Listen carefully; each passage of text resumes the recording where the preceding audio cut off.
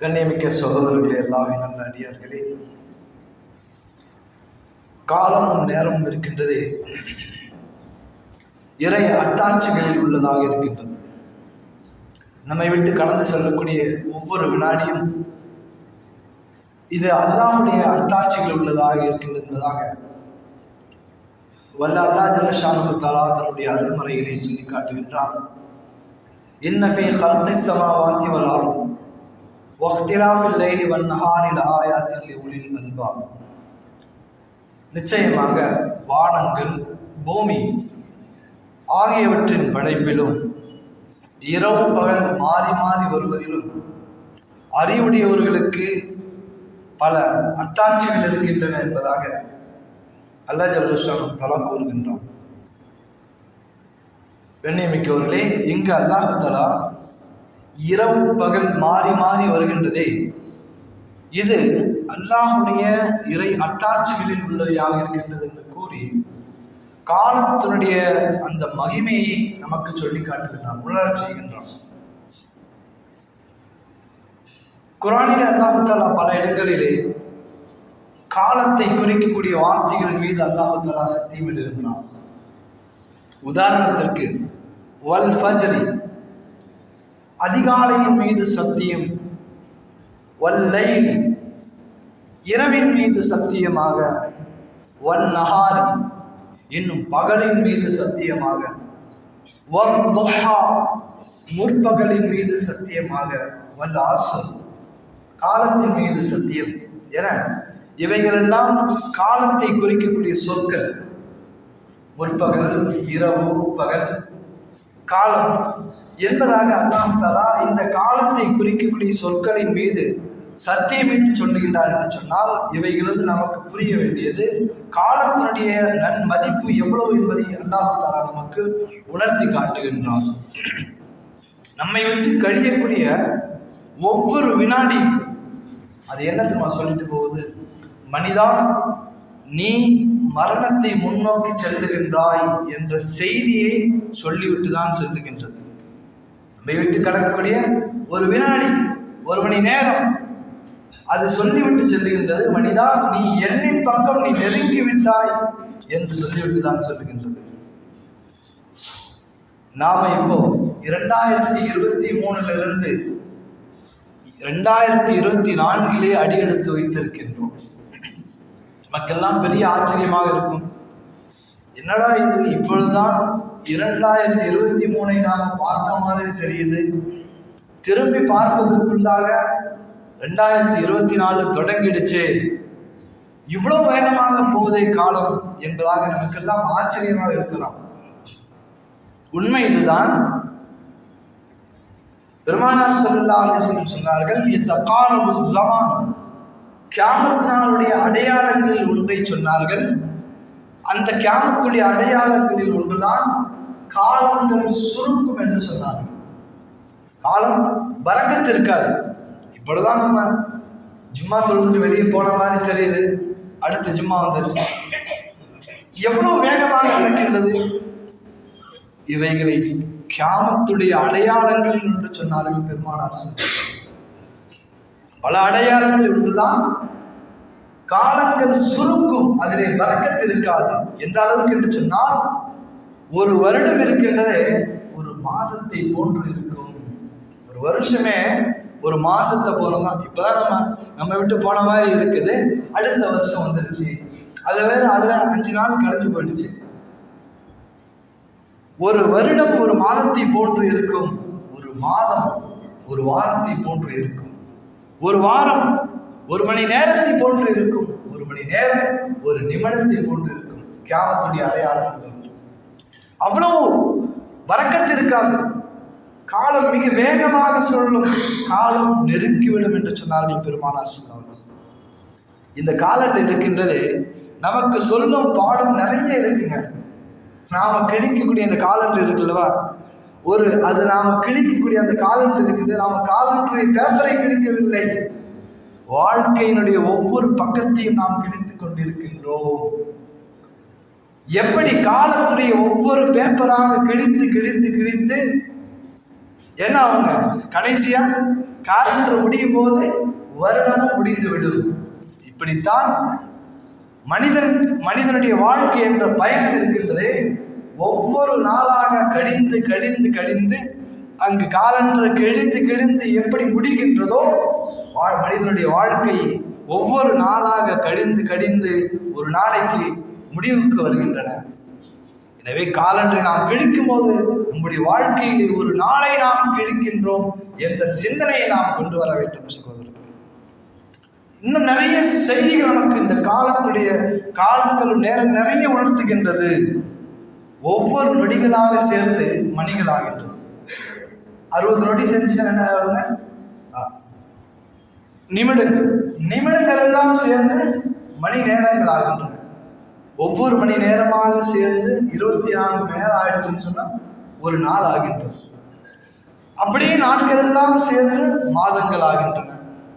சரி, மாதங்கள் எல்லாம் சேர்ந்து வருடங்கள் ஆகின்றன. சரி, வருடங்கள் எல்லாம் சேர்ந்து என்ன ஆகுதுங்க? ஒரு வருடம் முடிந்தவுடனே நாம் ஒரு வயதை நாம் முன்னோக்கி சென்று விடுகின்றோம். வயதுகள் எல்லாம் சேர்ந்து மனிதனுடைய வாழ்க்கை முடிவுக்கு வருகின்றன. இதுதான் காலம் நமக்கு சொல்லக்கூடிய பாடமாக இருக்கின்றது. எவ்வளவு அருமையான பாடம்! இதெல்லாம் நாம் எடுக்கிற பாடங்களாக எடுக்கணும். அன்பானவர்களே, அல்லாஹ்வின் நல்லடியார்களே, நம்மை விட்டு கடக்கும் ஒவ்வொரு புத்தாண்டின் முடிவும் துவக்கமும் ஒரு செய்தியை சொல்லிவிட்டு செல்லுகின்றது. நம்முடைய வயதை நீ கடந்து விட்டால், ஒரு வயதை நீ கடந்து விட்டாய் என்ற செய்தியை சொல்லிவிட்டு தான் செல்லுகின்றது. ஆனால் ஆச்சரியம் என்ன தெரியுங்களா? ஒரு வருஷத்தினுடைய முடிவு, அந்த முடிவுல மனிதர்கள் எல்லாம் காத்து கொண்டிருக்கின்றார்கள். எப்போ இந்த வருஷம் முடிய போகுது அப்படின்னு. முடிந்த உடனே அவனுடைய ஆட்டத்திற்கும் பாட்டத்திற்கும் கொண்டாட்டத்திற்கும் அளவே இல்லை. மகிழ்ச்சியிலே துள்ளி குதிக்கின்றான். மதுவிலும் அவனுடைய ஆசைகளை தீர்த்துக் கொள்வதில் என்ன செய்கின்றான்? அவன் உச்சத்திற்கு செல்லுகின்றான். மனிதா, நீ உன்னுடைய வாழ்க்கையில மரணத்தின் பக்கம் நீ நெருங்கி விட்டாய். ஒரு வருடம் முடிந்து விட்டது என்று சொன்னால் நமக்கு சொல்லும் செய்தி இது. நாம் எதை நோக்கி போயிட்டோம்? இல்ல என்னுடைய வயசுல ஒரு வயசு கூடிடுச்சா இல்ல குறைஞ்சிருச்சா என்று சொன்னா கூடிவிட்டது. வயதுகள் கூட கூட நாம் மரணத்தை முன்னோக்கி செல்லுகின்றோம் என்ற செய்தியை கூட மனிதன் மறந்து மனிதன் மகிழ்ச்சியிலே உச்சத்திற்கு செல்வதுதான் ஆச்சரியமான விஷயமாக இருக்கின்றது. அதுல என்ன ஆச்சரியப்படும், என்ன மகிழ்ச்சி இருக்கின்றது? வாழ்க்கையிலே ஒரு மரணத்திலே நாம் முன்னோக்கி விட்டோம், வருடம் முடிந்து விட்டது, வயதிலே நாம் முன்னோக்கி விட்டோம். இப்ப நாம் அதாவது மகிழ்ச்சியிலே நாம் துள்ளி குதித்து என்ன பிரயோஜனம்? அன்பிற்குரியவர்களே, அல்லாஹ்வின் நல்லடியார்களே, இப்படியாக அதே போன்று ஒரு வருஷம் நம்ம விட்டு கடந்துச்சுன்னு சொன்னா நாம கணக்கு பார்ப்பது அவசியமாக இருக்கின்றது. ஒரு வருஷம் நம்ம விட்டு கடந்துருச்சுங்க, அதை நாம எடுத்து கணக்கு பார்க்கணும் இல்லையா?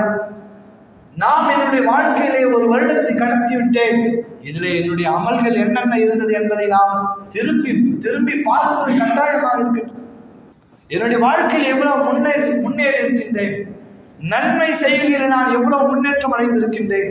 ஒரு வருடத்தை நான் கடந்து விட்டேன், என்னை விட்டு ஒரு வருடம் கடந்து விட்டது, அடுத்த வருடத்தில் நான் கால் எடுத்து வைத்து விட்டேன். கணக்கு பார்க்க வேண்டும். எப்படி வியாபாரிகள் கணக்கு போட்டு பார்க்கின்றார்களோ அதே போன்று வாழ்க்கை கணக்கை நாம் போட வேண்டும். என்னுடைய ஃபர்லான் தொழுகைகளை நான் எந்த அளவுக்கு முன்னோக்கி இருக்கின்றேன், அவைகளில் நான் எவ்வளவு சரியாக நிறைவேற்றிருக்கின்றேன், பாவங்கள் புரிவதில் நான் அல்லாஹ்விடத்தில் அதை மன்னிப்பு கேட்பதில் நான் எவ்வளவு முன்னேற்றத்தில் இருக்கின்றேன். இஸ்லாத்தின் அடிப்படை கடமைகளான தொழுகை, நோன்பு, ஜகாத், ஹஜ் போன்றவைகளிலே என்னுடைய நிலைகள் என்ன என்பதை நாம் ஒவ்வொருவரும் கணக்கிட்டு பார்க்க அவசியமாக இருக்கின்றது. ஏன் என்று சொன்னால் காலங்களை பற்றி நாம் விசாரிக்கப்படுவோம். நாளை மறுமையிலே அல்லாஹ் தஆலா நிற்க வைத்து கேட்பான், உனக்கு கொடுக்கப்பட்ட காலத்தில் நீ எவ்வளவு அமல்கள் புரிந்தாய், எவ்வளவு நற்செயல்கள் செய்தாய், எவ்வாறு அதை கழித்தாய் என்பதை நாளை மறுமை நாளை அல்லாஹ் தஆலா கேள்வி கேட்பான். எனவே காலத்தினுடைய அருமைகளை நாம் புரிந்து அவைகளுக்குரிய சரியான கடமைகளை நிறைவேற்றுவதில் நாம் முன்னோடிகளாக இருக்க வேண்டும். இல்லை என்று சொன்னால் நாம் மிக மிக வருத்தப்படுவோம். கண்ணியமிக்கவர்களே, இப்பொழுது நாம் சந்தர்ப்பம் கொடுக்கப்பட்டிருக்கின்றோம். இப்ப நமக்கு கையில இருக்கு காலம், நேரங்கள் இருக்கின்றது. நல்ல புத்திசாலி யார் தெரியுமா? இருக்கும் காலத்தை சரியாக பயன்படுத்திக் கொள்வதுதான் சரியான புத்திசாலித்தனமாக இருக்க முடியும். இல்லை என்று சொன்னால், நம்மை விட்டு கடந்து விட்டது என்று சொன்னால், அந்த காலத்தை நாம் எதை கொடுத்தாலும் வாங்க முடியாது. எப்படி ஒரு மாற்றிலிருந்து நாம் பால் கறந்து விட்டோமோ, கறந்த பால் மடு ஏற முடியாதோ, அதே போன்றுதான் கழிந்த நேரம் மீண்டும் வர முடியாது. ஒரு நிமிடம் நம்மை விட்டு கடந்து சென்று விட்டது என்று சொன்னால் நம்மால் அதை பெற முடியாது சகோதரர்கள், பெற முடியாது. நாம் யோசிக்க வேண்டும். ஒரு வருடம் என்னை விட்டு கடந்து சென்று விட்டது. 2023 24 நான் அடியெடுத்து வைத்து விட்டேன். என் வயதில் நான் ஒரு வயதை முன்னோக்கி சென்று விட்டேன். வயதில் மட்டுமல்ல, மரணத்தின் பக்கம் நான் முன்னோக்கி சென்று விட்டேன். மீதமுள்ள காலம் எவ்வளவு என்பது எனக்கு தெரியாது. அல்லாஹ் மறைத்து வைத்திருக்கின்றான். எனவே இப்பொழுது நாம் சந்தர்ப்பம் கொடுக்கப்பட்டிருக்கின்றோம். ஒரு வாலிபன் மரணம் அடைகின்றான். இந்த வாலிபருக்கு அவர் அந்த வாலிபர் என்ன செய்யறாரு? மௌத்தாயிடுறார். மௌத்தான உடனே இயற்கையான மௌத்தான உடனே மலக்குமார்கள் என்ன செய்யறாங்க? வருகின்றார்கள். அவனை என்ன செய்யறான்? கபரிலே அவனுடைய கேள்வி கணக்கு நடக்கின்றது. அவன் தன்னுடைய பாவத்தை நினைத்து அப்படியே அழுகின்றான். மலக்குமார்கிட்ட கேட்கிறான், என்னையே இவ்வளவு சீக்கிரம் கொண்டு வந்துட்டீங்க? நிறைய நன்மைகள் செய்யலாம் என்று இருந்தேனே, என்னுடைய பட்டோலை நிறைய பாவங்கள் இருக்கின்றது. அழுகின்றான். எனக்கு சந்தர்ப்பம் கொடுத்திருக்க கூடாதா? இவ்வளவு சீக்கிரமா மரணம் வந்து விட்டது. மலக்குமார்கள் வருகின்றார்கள். கபரிலே அவனுக்கு அதாபுகள் கண் முன்னால் காட்டப்படுகின்றது. அப்படியே அவன் சந்தர்ப்பம் கேட்கின்றான், எனக்கு மீண்டும் என்னை திருப்பி அனுப்புங்கள், மீண்டும் திருப்பி அனுப்புங்கள். இல்லை சொல்லப்படுகின்றது, உன்னுடைய சந்தர்ப்பம் முடிந்து விட்டது. அவன் தெடுக்க ஒன்று விழிக்கின்றான். பார்த்தால் இவைகள் கனவு. என்னாச்சு? இவையெல்லாம் பார்த்ததெல்லாம் கனவுல பார்த்தார். தூங்கி எழுந்திருந்த உடனே திடுக்கிட்டு பார்க்கிறார். தன்னை கிள்ளி பார்த்துக் கொள்கின்றார். உயிரோடு இருக்கின்றான். நான் உண்மையிலே நான் இருக்கின்றேனா? கொஞ்ச நேரம் கழிச்சு தன்னை என்ன செய்யறார்? ஆசுவாசப்படுத்தி கொண்டு விழித்துக் கொண்டு, ஆஹா, நான் உயிரோடு தான் இருக்கிறேன், நான் உயிரோடு தான் இருக்கின்றேன். அப்படியே பயந்து என்ன செய்யறாரு? நடுங்கி எழுந்துச்சு உட்கார்ந்துறாரு. சொல்றாரு, பாவம், தௌபா செய்கின்றார். அந்த மனிதர் எப்படி இருப்பாருங்க? அந்த மனிதர் எல்லாவற்றையும் பார்த்து விட்டார். எப்படி அவருடைய அந்த மனிதனுடைய நிலைமை எப்படி இருக்குன்னு கொஞ்சம் நீங்க கற்பனையில கொண்டு வாங்க. அந்த மனிதன் இனி புதிதாக வாழ்க்கையை தொடர்வார் நினைப்பார். ஆம், நான் இன்னும் உயிரோடு இருக்கின்றேன், என் சந்தர்ப்பத்தை நான் சரியாக பயன்படுத்த வேண்டும் என்று பாவங்களை விட்டு தவிர்ப்பார். அல்லாஹ்வுடைய கட்டளையை சரியாக நிறைவேற்றுவார், முன்னோக்கி செல்வார். இதுதான் சகோதரர்களே வாழ்க்கை. இப்படித்தான் நாம் உறங்கிக் கொண்டிருக்கின்றோம். மரணம் வரும் பொழுது விழிப்போம். அப்பொழுது தெரியும், ஆஹா, என் வாய்ப்புகள் முடிய போகின்றதா, என் சந்தர்ப்பங்கள் முடிய போகின்றதா என்று திடுக்கத்திலே மனிதன் அப்படியே விழித்து எழுதுவான். அந்த நேரத்தில் விழித்து எந்த பிரயோஜனம் இருக்காது. மனிதன் சந்தர்ப்பம் கேட்பான் அல்லாஹ்விடத்திலே, யா அல்லாஹ், இறைவா, நான் பார்த்து விட்டேன், கேட்டு விட்டேன், என்னை மீண்டும் திரும்ப அனுப்பு என்று சந்தர்ப்பம் கேட்பான். அல்லாஹ் பதில் சொல்லுவான், இல்லை, உனக்கு கொடுக்கப்பட்ட வாய்ப்புகளும் சந்தர்ப்பங்களும் முடிந்து விட்டன என்பது. அல்லாஹ் நம்மை அனைவரையும் பாதுகாப்பாங்க. ஆக கண்ணியமிக்க சகோதரர்களே, பெரியவர்களே, கொடுக்கப்பட்ட வாய்ப்புகளை, காலத்தை நாம் சரியாக பயன்படுத்த வேண்டும். அண்ணலம் பெருமானார் ஸல்லல்லாஹு அலைஹி வஸல்லம் சொன்னார்கள், நிஅமத்தானி அஸீமத்தானி, மனிதர்கள் 2 நிஅமத்துகள் கொடுக்கப்பட்டிருக்கின்றார்கள், மகத்தான 2 நிஅமத்துகள் சொன்னார்கள். பெருமானார் ஸல்லல்லாஹு அலைஹி வஸல்லம் சொன்னார்கள், மனிதர்கள் 2 மகத்தான நிஅமத்துகள் கொடுக்கப்பட்டிருக்கின்றார்கள். அது என்ன 2 நிஅமத்துகள் என்று சொன்னால், சொன்னார்கள், நிஅமத்தானி அதீமத்தானி மக்பூனுன் ஃபீஹிமா கஸீரும் மினன் நாஸ் அஸ்ஸஹ்ஹத்து வல் ஃபராக். மனிதர்கள் மகத்தான 2 நிஅமத்துகள் கொடுக்கப்பட்டிருக்கின்றார்கள், ஆனால் அவைகளில் அவர்கள் பொடுபோக்கானவராக இருக்கின்றார்கள். சொன்னார்கள், அவைகள் தான் அஸ்ஸஹ்ஹத்து வல் ஃபராக். உங்களுக்கு கொடுக்கப்பட்ட ஆரோக்கியமும் உங்களுக்கு கொடுக்கப்பட்ட நல் வாய்ப்புகளும் ஓய்வுகளும். இந்த 2 நிஅமத்துகள் மிகப்பெரிய நிஅமத்துகள். இப்பொழுது நான் ஆரோக்கியம் கொடுக்கப்பட்டிருக்கு என்று சொன்னால் இந்த ஆரோக்கியம் நிலையாக இருக்கும் என்று நம்மால் சொல்ல முடியாது. இருக்கும் ஆரோக்கியத்தை சரியாக பயன்படுத்துபவன் தான் புத்திசாலி என்றார்கள் பெருமானார். நம்மால முடிகிற நேரத்தில் அதிகமாக தொழுது கொள்ளணும். ஒரு கட்டம் வரும், சஜிதா கூட நாம செய்ய முடியாது, உட்கார்ந்தால் எழுந்திருக்க முடியாது, எழுந்திருந்தால் உட்கார முடியாது. கடுமையான கஷ்டத்திலே வந்துவிட்ட பிறகு நான் தொழ நினைத்தேனே, என்னால் முடியலையே என்று வருத்தப்பட்டு ஏதாவது பிரயோஜனம் இருக்கா என்பதை நாம் எல்லாம் யோசிக்க வேண்டும். எனவே நாம் காலம் கொடுக்கப்பட்டிருக்கின்றோம், நேரம் கொடுக்கப்பட்டிருக்கின்றோம். எனவேதான் சொன்னார்கள் பெருமானார் ஸல்லல்லாஹு அலைஹி வஸல்லம், நீங்கள் உங்களுடைய ஆரோக்கியத்தின் மீது கொடுக்கப்பட்ட ஆரோக்கியத்தில் நீங்கள் சரியாக அமல் செய்து கொள்ளுங்கள்.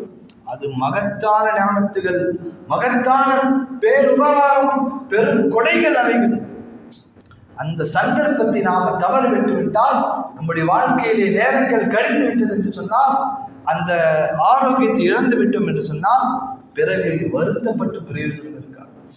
இரண்டாவதாக சொன்னார்கள், வல் ஃபரா, ஓய்வு நேரங்கள். உங்களுக்கு கொடுக்கப்பட்ட சந்தர்ப்பங்கள்.